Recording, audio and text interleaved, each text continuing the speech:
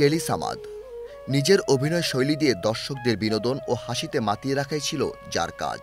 ঢাকার চলচ্চিত্রের শক্তিশালী ও জনপ্রিয় এই কৌতুক অভিনেতা ১৯৪৫ সালের ৮ই জানুয়ারি জন্ম নেন মুন্সিগঞ্জের এক সম্ভ্রান্ত মুসলিম পরিবারে।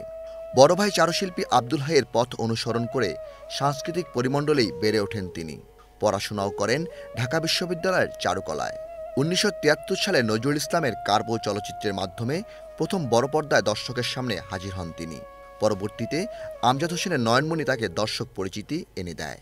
চলচ্চিত্রের পাশাপাশি সমানতালে অভিনয় করে যান ছোট পর্দায়। বিটিভির তৎকালীন চিত্রগ্রাহক মোস্তফা মামুন তার আব্দুস সামাদ নামটি বাদ দিয়ে রাখেন টেলিসামাদ। সেই থেকে টেলিসামাদ নামেই তার পরিচিতি দর্শক মহলে। অভিনয়ের পাশাপাশি অর্ধশতাধিক চলচ্চিত্রে সঙ্গীত শিল্পী হিসেবেও নিজের নামটিও লেখেন এই গুণী অভিনেতা। দিলদার আলী আমার নাম, খেল দেখানোই আমার কাম, রাস্তায় রাস্তায় ঘুইরা মরি, কেউ দিল না দাম, আমার কেউ দিল না দাম, হায়রে কেউ দিল না দাম, আমার কেউ দিল না দাম। 4 দশকের চলচ্চিত্র জীবনে ৬০০-এর বেশি চলচ্চিত্রে দাপটের সঙ্গে অভিনয় করেন টেলিসামাদ। তার অভিনীত উল্লেখযোগ্য চলচ্চিত্র হচ্ছে ভাত দে, রঙিন রূপবান, সুজন সখী, গোলাপি এখন ট্রেনের, মাটির ঘর, কে আমি, নতুন বউ ও কুমারী মা। দেখো দেখো আমাকে চেয়ে দেখো।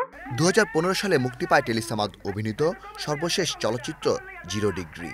টিভি, চলচ্চিত্র ও মঞ্চে অভিনয়ের পাশাপাশি চলচ্চিত্র প্রযোজনা ও সঙ্গীত পরিচালনার সঙ্গেও যুক্ত ছিলেন শক্তিমান কৌতুক অভিনেতা টেলিসামাদ।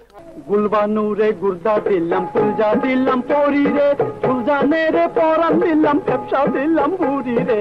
শফিউল্লাহ সুমন, বাংলাদেশ টেলিভিশন। গুলবানুরে গুর্দা দিলাম, ফুলজা দিলাম পরি রে।